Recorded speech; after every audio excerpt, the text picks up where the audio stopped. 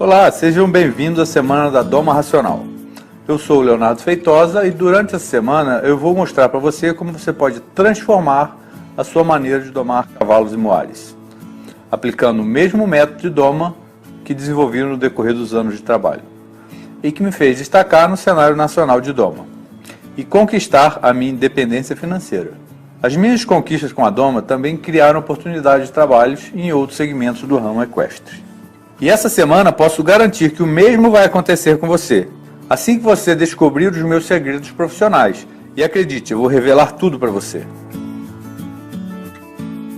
Pode parecer algo inacreditável, mas foi exatamente isso que aconteceu com vários alunos que passaram por meus ensinamentos.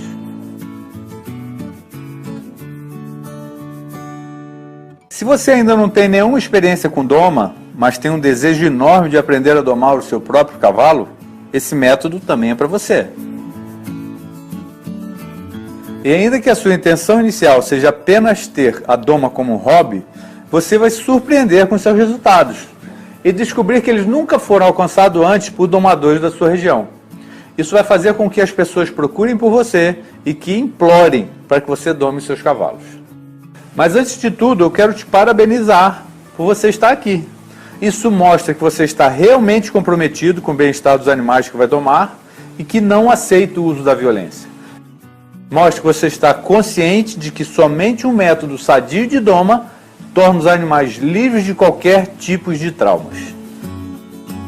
Neste momento, imagino que você tenha vindo até a mim por meio das mídias sociais. Se isso for o que realmente aconteceu, suponho que você conheça um pouco do meu método de trabalho. Talvez saiba que sou especialista em doma racional e que conquistei respeito nesse segmento. Talvez isso seja pouco e você queira saber um pouco mais sobre mim e esteja se perguntando: quem na verdade é o Leonardo Feitosa? Que experiência ele tem para falar de doma comigo?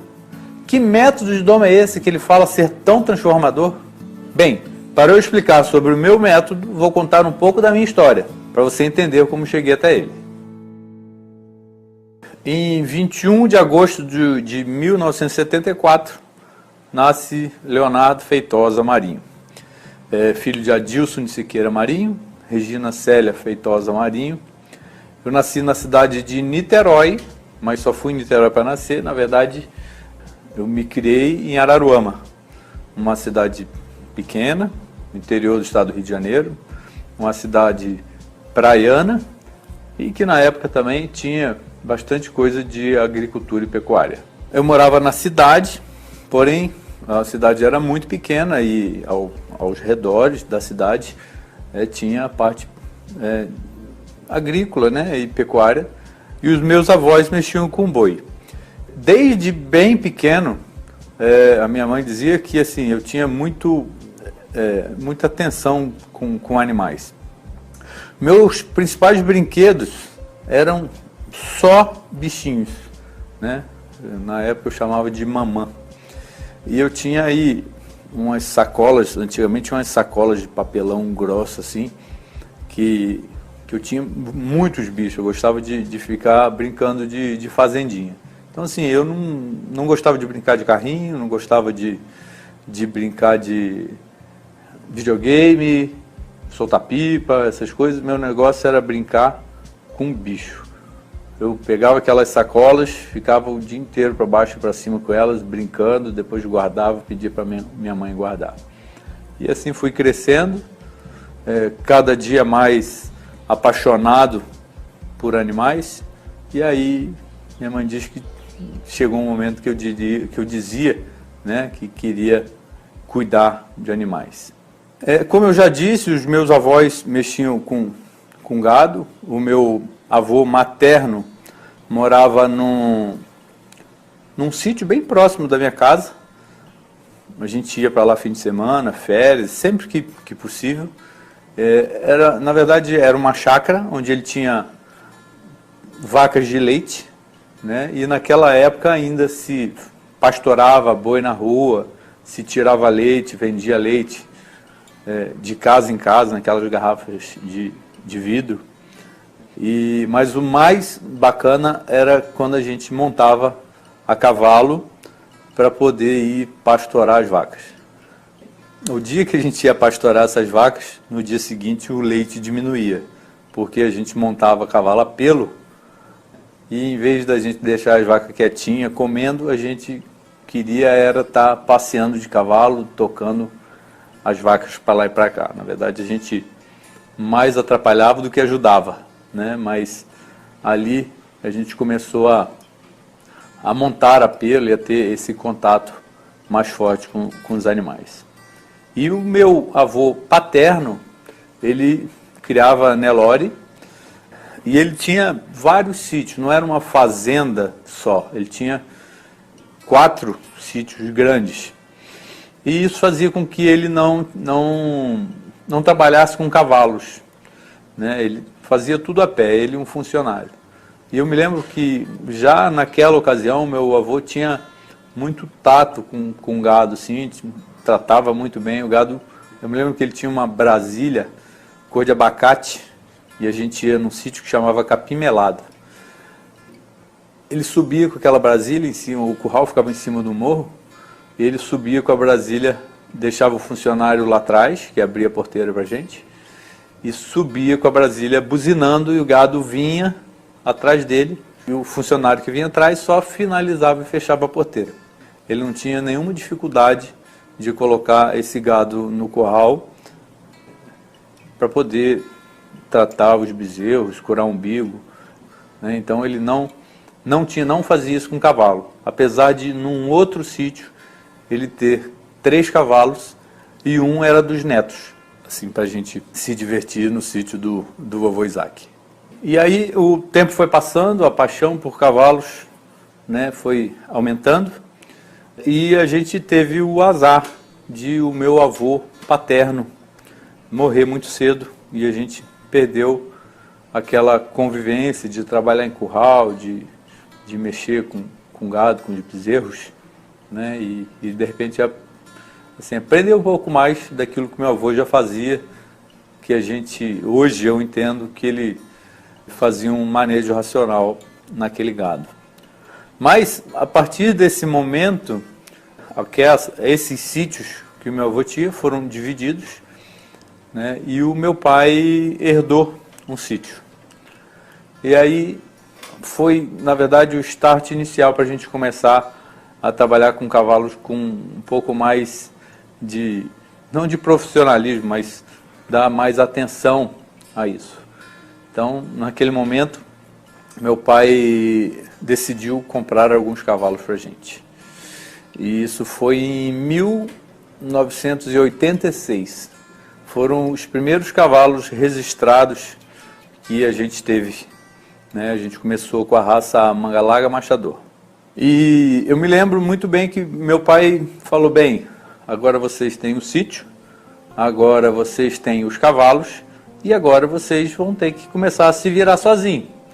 Vocês vão ter que começar a trabalhar com esses cavalos e assumir a responsabilidade de cuidar do sítio e cuidar desses cavalos. Eu e meu irmão, que também é doido por cavalos, e até hoje é um profissional também do cavalo, é ferreiro. E aí a gente começou, na verdade, a buscar mais informações, e aí começamos a fazer tudo que a gente imaginava que era certo naquele momento. Sem conhecimento algum, a gente começou. E eu me lembro que a gente começou, inclusive, a domar esses cavalos. Então, a gente com 12, 13 anos, eu com 12, meu irmão com 13, a gente pegava esses potros e levava num lago. A gente tinha um lago bem grande nesse sítio. E a gente levava esses cavalos para o lago. E, instintivamente, colocava esse cavalo com água no peito e começava a esfregar nele, e até que ele não deixasse montar, mas a gente montava mesmo dentro d'água, porque se ele pulasse, estava dentro d'água, e na maioria das vezes, então um ficava dentro d'água segurando o cabo do cabresto e o outro montando. Então, se esse cavalo se assustasse, ele pulava e ia lá para dentro e começava a nadar. E aí a gente, montado em cima, segurava na crina, ia abraçado e esfregando e tal, até que saía para o raso de novo e a gente estava montado a pelo. Então, sem sem saber o que estava fazendo, mas hoje eu sei que naquele momento a gente estava tirando medos, tirando cócegas e desensibilizando, e a gente acabava então por amansar esses cavalos de pelo, né? E aí, depois que eles estivessem bem mansinhos, a gente colocava sela. Naquela ocasião eles ainda pulavam, não tinha técnica de como colocar sela a primeira vez. E depois que eles já estavam andando para frente, assim, a gente mandava para um peão, né, um treinador da região, para poder finalizar esses cavalos de boca, né, colocar rédea nesses cavalos. Uma coisa importante dessa situação, que logo quando meu pai herdou esse sítio, ele foi numa cidade que chama Itaperuna e comprou umas vacas de leite, comprou um caminhão de vaca de leite. Ele queria começar a trabalhar com leite. E na ocasião ele comprou uma égua já era erada, já devia ter uns 5 anos. Uma égua linda, ela era alazã, crina, bem loura.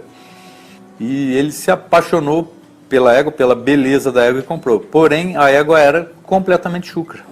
Não sabia nem o que era cabresto e era muito brava. Então aquela égua entrou no caminhão com as vacas e veio, né, para o nosso sítio. E chegou lá, a gente se apaixonou, mas a gente nunca deu conta daquela égua. A gente teve muita dificuldade, era uma égua bem difícil de trabalhar.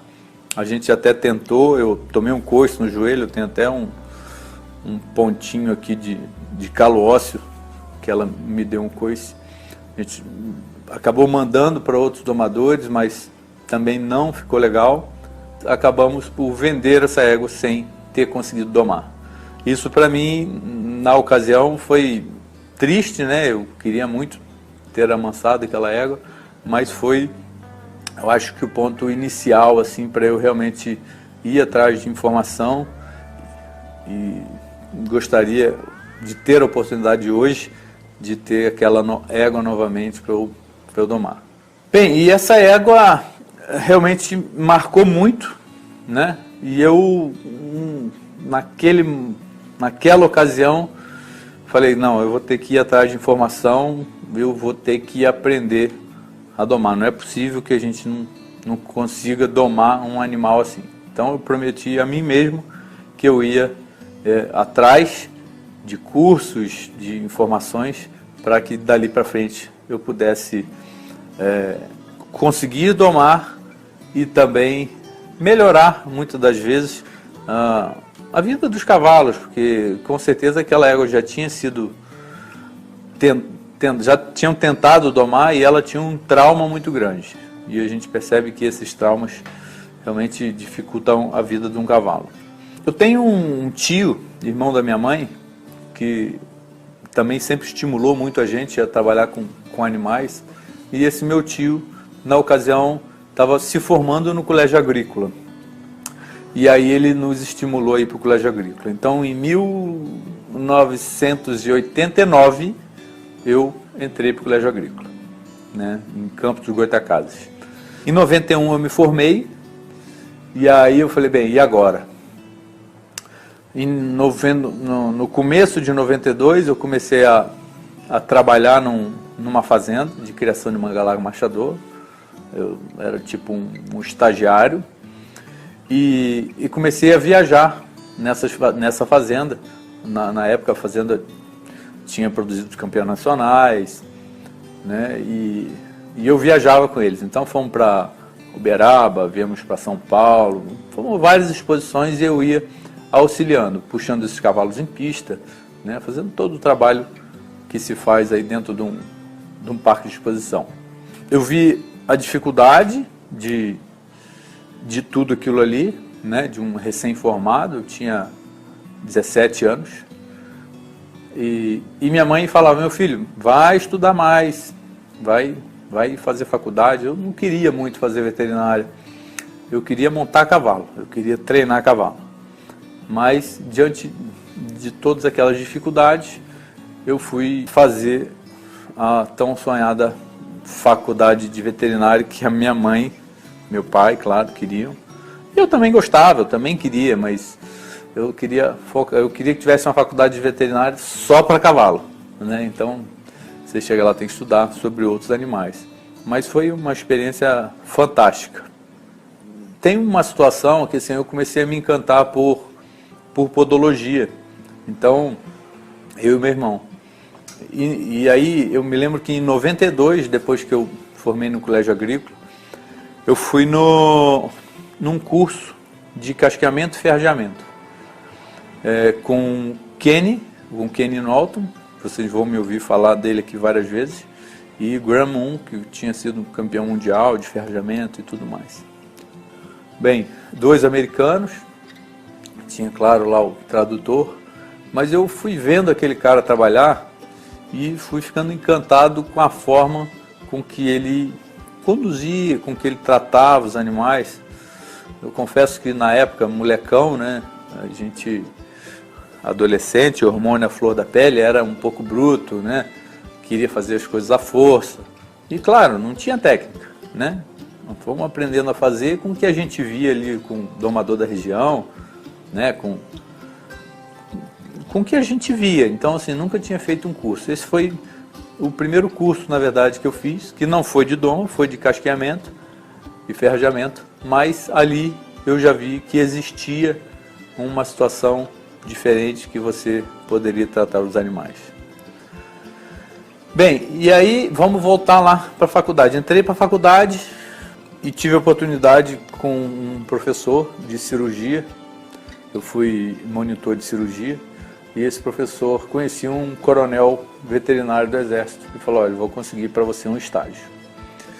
E aí no 4º ano de faculdade já comecei a estagiar no Exército. No 5º ano de faculdade eu fiz todo o meu estágio supervisionado no Exército e a minha monografia, né, eu fiz lá dentro também. E aí me formei e tive a oportunidade de entrar para o quartel onde eu estagiei, né? Então eu me formei em dezembro e em fevereiro eu já estava empregado, vamos dizer assim, né? Entrei para o Exército, fui para um quartel de infantaria, aprender a ser militar primeiro, e depois fui para o quartel de cavalaria, onde também tive uma experiência muito grande, lá onde se formam os esporas douradas. Então é um curso, né, um brevet que se tira, você fica 1 ano estudando sobre cavalos para receber o brevet e a espora dourada.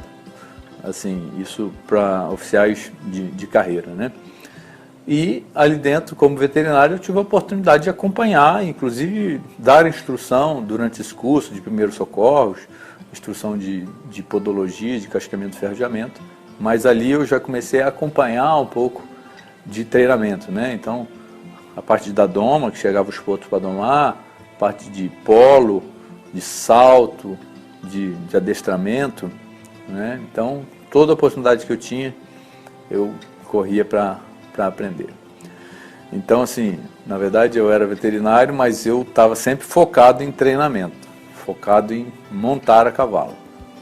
Saí do Exército, voltei para o rancho e começamos a trabalhar juntos. Então, o dinheiro que eu juntei, montamos pista, fizemos umas cocheiras e começamos a trabalhar. Eu sentia que eu precisava de algo mais.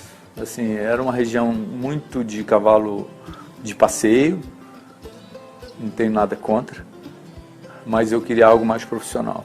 Então, em julho de 2001, eu vim para São Paulo trabalhar como assistente de treinador. E aí, a gente deu mais uma guinada aí nessa parte de treinamento. E aí, quando eu voltei para trabalhar nesse Aras, quem estava lá? Kenny. Kenny ferrava toda a tropa, o Kenny dava consultoria de treinamento, o Kenny era um dos conselheiros, vamos dizer assim, do Aras. E foi ali que eu, lembrando lá atrás, né, em 92 que eu fiz o curso, quer dizer, 9 anos depois eu reencontrei com ele, e aí eu colei igual um carrapato e tentei sugar tudo que eu pude com ele. E o Kenny resolveu montar um rancho próprio. e na ocasião ele me convidou para ser o gerente do rancho dele, né?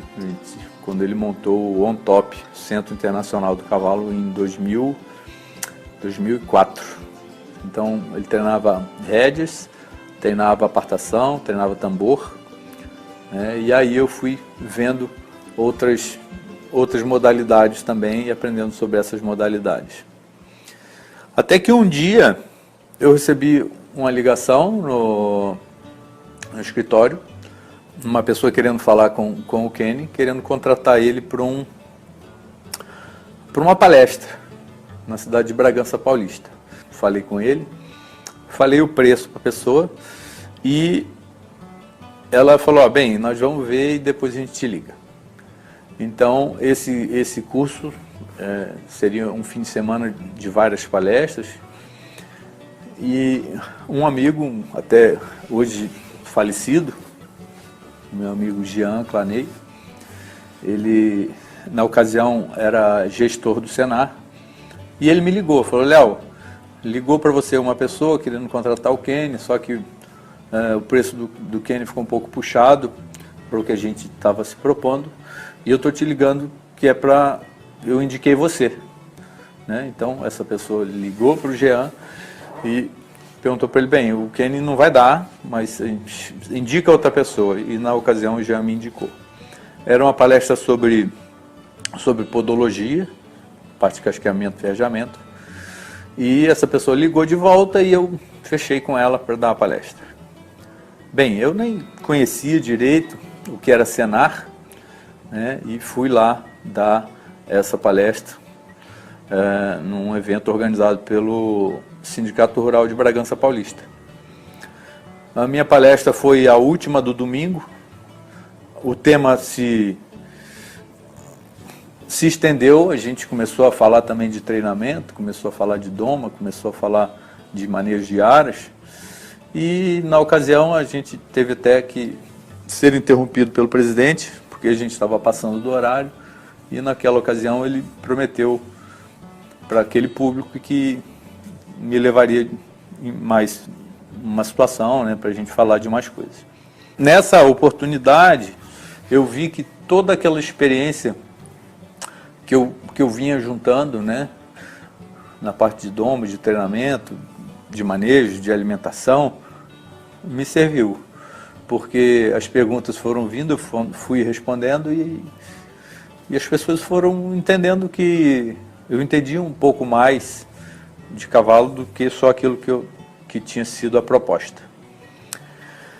Bem, acabou, fui embora. Quando cheguei segunda-feira, recebi um telefonema sendo convidado pelo Senar para me tornar instrutor do Senar. Então o Senar foi para mim um laboratório muito grande, porque a gente tomava 15 cavalos por semana. Então, se eu dava 2 cursos por mês ou 3 cursos por mês, era 30, 45 cavalos que eram domados direta e indiretamente por mim. E isso fez com que eu começasse a observar mais, a entender mais sobre psicologia, comportamento, natureza de cavalo, né? Então, eu acho que eu aprendi muito fazendo, mas aprendi muito vendo. E principalmente tendo que estar o tempo inteiro, 100%, como eu falo sempre nos cursos, tem que estar 100% presente, porque eu tinha que estar atento ao cavalo, atento ao aluno, né? E com isso, essa observação, o fato de ser muito observador, isso é uma característica minha também, fez com que as coisas facilitassem para mim. Bem, quando eu vim para São Paulo trabalhar nesse Aras, eu acompanhava a parte de treinamento e tudo, mas lá eu não tive oportunidade de domar. Eu acompanhava e tudo, e sempre observando, sempre tentando aprender vendo. E lá foi, na verdade, a primeira vez, assim, eu já tinha lido livros, né? Eu tinha ouvido falar bastante de Monty Robert, lido o livro do Monty Robert, mas a primeira vez que eu vi o Kenny domar um cavalo e que esse cavalo começou a andar esse potro começou a andar atrás dele, né? Foi quando eu falei, nossa, realmente isso aí é diferente. Eu quero isso para mim, né? E aí, depois, quando eu fui trabalhar com ele, que aí eu tive a oportunidade de domar alguns cavalos, né? Domar os potros, chegavam no rancho, tive a oportunidade de acompanhar e fazer também. Foi quando o Kenny focou em me ensinar mesmo, né? Porque antes ele fazia e eu aprendia vendo. E foi aí que realmente eu comecei, que eu posso dizer que eu comecei a doma racional, de verdade, assim, que eu realmente aprendi, que alguém me ensinou, que eu fiz. Não foi um curso, mas foi, né, no trabalho do meu dia a dia. Então, assim, eu já tinha isso na minha cabeça, desde o meu avô, vendo o meu avô fazer aquele manejo racional. A gente trabalhava isso instintivamente, mas esse foi o ponto onde a gente realmente, onde eu realmente aprendi de verdade e pude colocar em prática. E aí, a partir desse momento, que eu comecei a dar os cursos no Senar e colocar tudo isso em prática. Então, lógico, eu fiz vários outros cursos, li outros livros, buscava informação, mas o gostoso que eu terminava um curso ou terminava um livro, ia dar um curso e tinha 15 cavalos para domar. E aí eu colocava isso em prática e via que realmente dava certo. Já no Senar, eu comecei no Senar aplicando a técnica do Kenny, né? Não estagnei, eu fui buscar mais informações.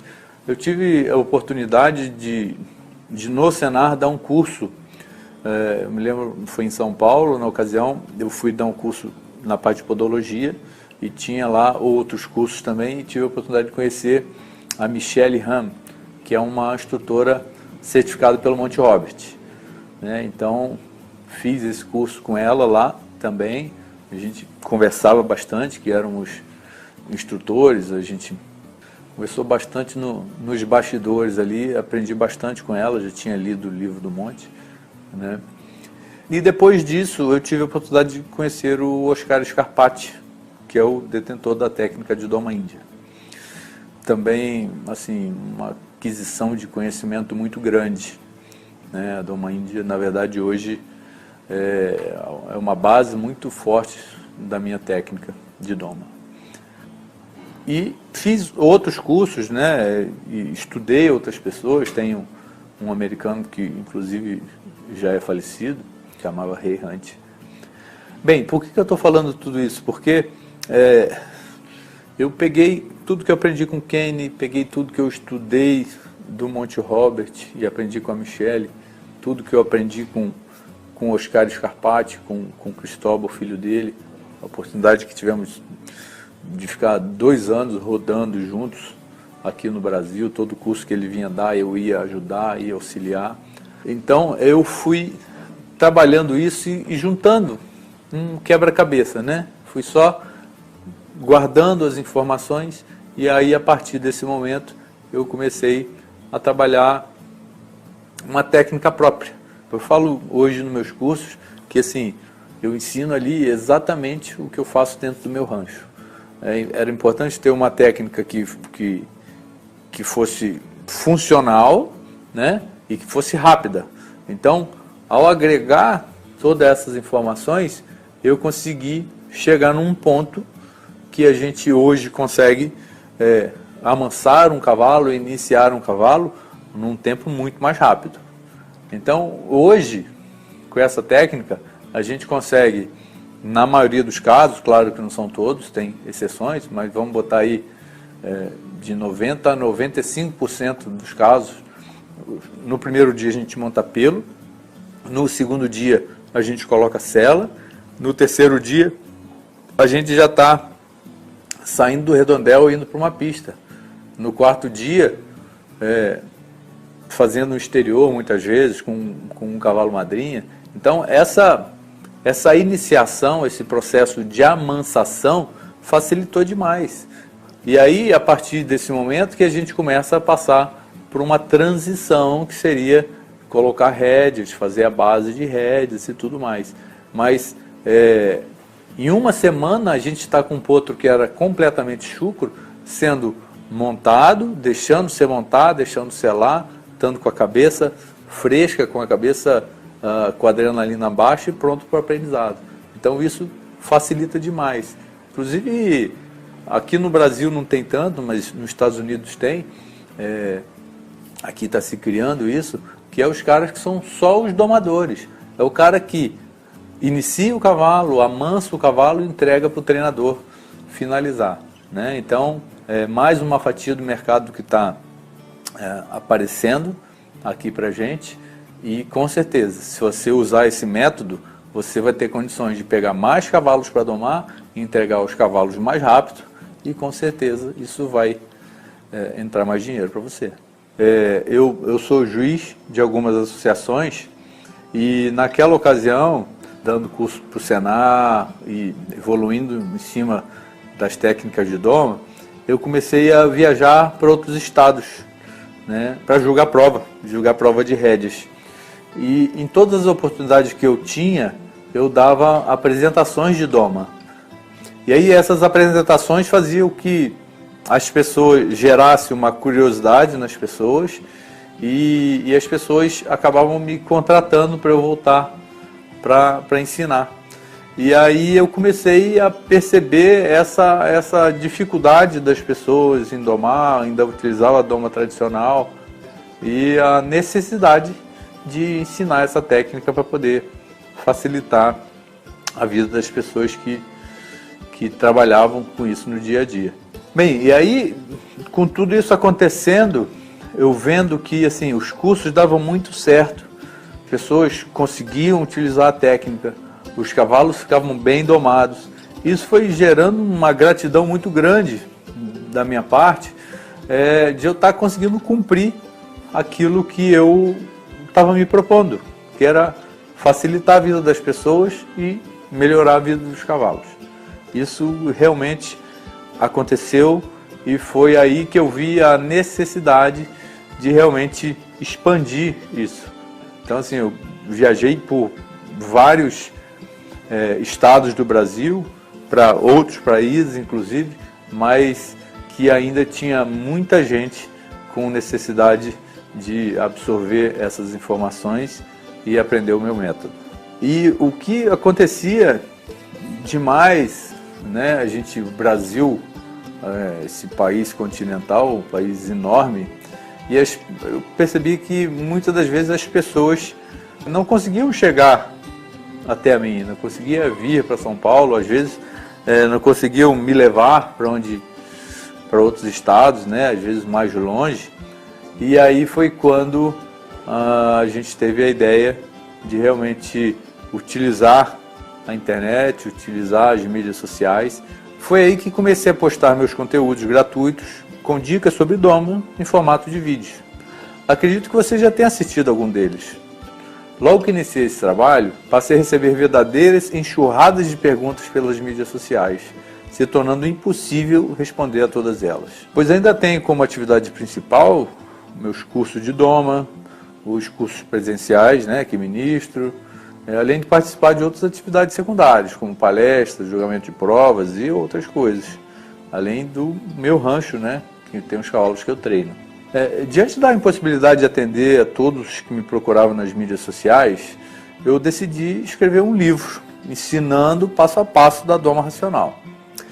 O conteúdo desse livro ficou muito detalhado e muito fácil de ser entendido. Algumas pessoas até me recomendavam, né, me sugeriram que eu vendesse, mas não, eu preferi distribuir isso gratuitamente. E esse livro, ele é digital, né? Se você tem interesse, basta acessar o meu site e baixá-lo. E mesmo postando os vídeos e o livro, né, esse livro digital na internet, você acha que conseguir resolver os problemas das pessoas? Claro que não. Na verdade, os ensinamentos no meu livro são como uma receita de bolo. Trazem soluções para os problemas previsíveis. E as pessoas que se aprofundaram em minhas orientações e passaram a pôr em prática meus ensinamentos, passaram a ter problemas né, com os animais que apresentavam reações diferentes que não eram abordadas no livro. Esses acontecimentos são perfeitamente normais. Por quê? Cada animal é diferente um do outro, cada um tem sua personalidade. Isso fez com que as pessoas continuassem me procurando, mas dessa vez elas procuravam soluções para os problemas práticos. Esses problemas que às vezes não estavam postados nos vídeos e também não estavam no livro. Por isso não atendiam às suas necessidades. Decidi então criar um curso online, porque foi a única solução que encontrei para atender essas pessoas, que me procuravam das mais diversas partes do Brasil. Inicialmente eu tinha dúvidas se esse curso daria certo, mas tudo correu tão bem que hoje ultrapassamos mais de 300 alunos. E são mais do que alunos, são verdadeiros amigos que eu adquiri. Inclusive muitos deles vieram me conhecer pessoalmente, né? E participar de cursos aqui no meu rancho. O curso online foi mais um projeto de sucesso consolidado em minha vida. E não me canso de dizer, tudo que tenho hoje devo aos cavalos e a você que continua aí me assistindo. Bem, agora que você conheceu um pouco mais da minha história, você pode tirar suas próprias conclusões. Mas tem um detalhe importante nisso tudo que não pode passar desapercebido e que eu gosto de frisar sempre. Eu comecei do zero e garanto que você também pode, independente da sua idade, se é homem, se é mulher, se mora em regiões afastadas, em que o mercado do cavalo não é representativo, se tem animais, se não tem, não importa. Você pode conquistar os mesmos resultados que eu conquistei, desde que tenha um método a ser seguido e que vai te guiar passo a passo. Mas antes de falar desse método, eu quero alertar a você sobre alguns erros que a maioria dos domadores cometem na doma e pode estar acontecendo com você. São erros que podem estar impedindo a você de se tornar um profissional de destaque ou até mesmo de conseguir os resultados desejados na doma. Por isso, esses erros devem ser abolidos. O primeiro erro é o uso da violência na doma. Quando eu falo de violência na doma, não estou falando aqui só de bem-estar animal, que aliás, como juiz do bem-estar animal da BQM, eu repudio a violência em qualquer situação. Eu me refiro a falso resultado positivo, que você pode estar usando de violência e achando que está tendo um bom resultado. Sim, algumas pessoas conseguem domar com violência e até conseguem resultados, mas são os que eu chamo de falso resultado positivo. Mas e aí, o que vem a ser isso? São resultados conseguidos na doma através da imposição do medo e não da confiança. Digo que são falsos porque não possuem uma base sólida e a qualquer momento podem ser desconstruídos. Quem usa violência na doma produz uma verdadeira bomba relógio, que pode explodir a qualquer momento nas mãos de qualquer um. Pense bem, eu tenho um filho de 9 anos. Você acha que se eu for extremamente violento com ele, eu vou conseguir com que ele me obedeça? Provavelmente vai me obedecer sim, só que com medo de mim e não com confiança. E qualquer aprendizado com base na violência não é um aprendizado, é uma estratégia de fuga momentânea. A primeira chance que ele tiver, ele vai querer se ver livre de mim, ou vai se tornar agressivo comigo, pois eu que ensinei isso para ele.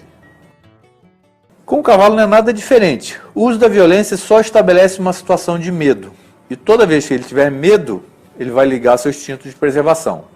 E dependendo da sua dominância, ele pode reagir fugindo, porque a fuga é a sua primeira defesa. Mas ele pode também pular, empinar e me atacar. Quem que nunca ouviu uma história de um cavalo que, sem nenhuma explicação, fugiu em disparada, pulou, empinou e até causou acidentes? É importante que se entenda de uma vez que toda vez que existir medo, vai existir ansiedade. E toda vez que existir ansiedade, vai existir uma adrenalina muito alta. E se a adrenalina está alta, o aprendizado está baixo. O cavalo tem a memória associativa e registram tudo de bom ou de ruim que acontece com eles. Por isso eu repito, com o uso da violência na doma, você não terá um cavalo confiável, nem para você e sequer com os outros. Sem levar em conta os traumas que você pode ter gerado nesse animal. Você que está cometendo esse erro sabe muito bem do que eu estou falando. Mas tudo pode se resolver, desde que você esteja com a mente aberta para novos aprendizados. O segundo erro é a falta de limite. é um dos erros mais comuns que você pode estar cometendo. É acreditar que amansar seu potro desde novo vai facilitar a doma dele no futuro. Pelo contrário, os cavalos mais mansos normalmente são os que mais dão trabalho na doma. Está surpreso? Mas é exatamente isso que acontece. Porque, em se tratando de potros jovens, é comum as pessoas lidarem com eles como se fossem mascotes e não cavalos. Isso faz com que no dia a dia do seu manejo, esses animais não recebam as devidas correções quando cometem alguns abusos, como morder, por exemplo. Eles crescem mansos sim, mas não respeitam seus donos. Eles crescem sem limites. E quando eles chegarem para domar, as queixas vão aparecer. Mas por que isso acontece? Na natureza, os cavalos vivem em manadas. Todo indivíduo dentro de uma manada tem um grau de hierarquia. E onde existe hierarquia, existe respeito. Quando você cria um potro como se fosse um mascote, eu sempre brinco, faço uma analogia, é igual, claro que existem exceções, mas é igual aquele meninão de 18 anos criado pela avó, né? Você, quando coloca ele para trabalhar, você vai arrumar um conflito. Então, esses potros criados como mascote, eles até te aceitam, mas não te respeitam. Então, é importante que você dê limites e que você dê diretrizes para esses potros e tratar ele como se você fosse o hierárquico dessa relação. E aí o que acontece com esse potro? Quando ele chega para domar, ele vai querer disputar essa dominância com o domador, né? Ele vai entender que naquela relação ele é hierarquicamente superior, ele não respeita aquele domador. E eu sou a prova viva de que isso acontece. Não somente porque eu sou o domador, mas porque esses tipos de queixas são as que eu mais recebo diariamente nas mídias sociais. E quando eu pergunto sobre o histórico desses animais aos proprietários, não é surpresa para mim, porque normalmente eles tratam esses potros exatamente como mascotes. Embora muitos ignorem, o melhor animal que se tem para a doma é aquele totalmente chucro, né? Aquele animal que traz consigo a natureza íntegra, né? Que não tem nenhum vício. Eu costumo falar que ele é uma folha em branco e a gente que vai escrever a história dele. E o terceiro erro é domar sem ter o fundamento da técnica. É um outro erro comum que você pode estar cometendo. É aprender a domar pela internet. É o que eu chamo de macaco de imitação. Você vai lá, assiste um vídeo e vai repetir o que você viu a pessoa fazendo. Mas você não sabe nem por quê e nem para que você está fazendo aquilo. Em um primeiro momento, se você pega um animal fácil, você até conseguirá resultado. Mas ao domar um cavalo com um grau maior de dificuldade e que exija conhecimentos mais profundos, você vai travar e não vai saber o que fazer. Sabe por que isso acontece? Porque você ainda não sabe fazer a leitura do seu cavalo. Ou seja, você não sabe se comunicar com ele. E isso você tem que aprender antes mesmo de começar a domar. Primeiro você precisa conhecer e entender, para depois praticar. Você precisa entender de psicologia, de comportamento, natureza de cavalo. O contrário não funciona. Bem, esses foram apenas alguns dos erros que você e outros domadores podem estar cometendo, mas costumo dizer que são erros inconscientes, ou seja, a pessoa pratica esses erros por não conhecer a maneira correta de se fazer, mas a partir do momento que se tem informação, não há justificativa para continuar errado. Mas agora que você já sabe o que é errado fazer na doma, eu vou te ensinar o jeito correto. Você vai aprender o que precisa saber para fazer uma doma segura e confiável. Através dos ensinamentos de psicologia e comportamento animal, você vai entender como os cavalos se comunicam com você. E através disso, você vai aprender como deve se comportar para conquistar a confiança deles. E fazer com que eles tenham prazer em trabalhar com você. Mas vou fazer isso no segundo vídeo, porque esse já está ficando um pouco longo. Mas antes de finalizar, eu gostaria de te dar uma dica bônus, que é o poder da comunidade. Fazer parte de uma comunidade. Foi outro segredo que me ajudou muito. Pois sozinho você vai mais rápido, mas juntos vamos muito mais longe. Por isso, quero te deixar aqui um desafio. Você topa?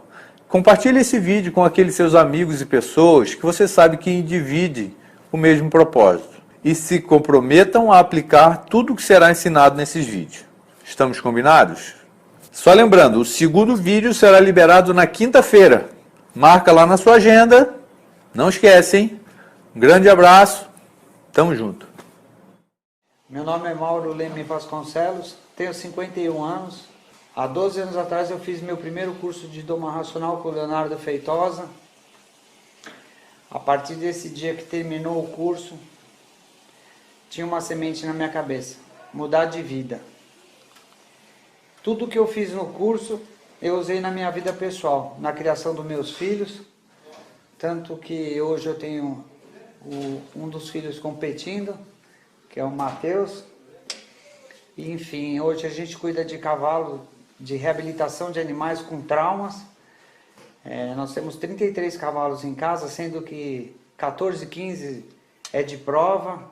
O restante é tudo cavalos que tem trauma, sequela de acidente ou de maus tratos. Mexer com cavalo hoje para mim é minha vida, é a minha paixão. E cada dia mais agregando o que eu fiz no curso, no primeiro, depois do primeiro eu fiz vários outros. Tentar entender o animal é a coisa melhor que pode acontecer na vida de uma pessoa. A partir do momento que você entende o animal, ele vai te entender também. E essa reciprocidade, não existe nada na vida melhor que isso. Você vai levar isso para o resto da sua vida. É maravilhoso essa união de homem-cavalo, cavalo-homem. E se você tiver qualquer tipo de medo, pode acreditar que você vai perder o medo. Porque você tem medo, porque você não sabe do que o cavalo é capaz de fazer por você. Muda a vida de qualquer um que queira mudar.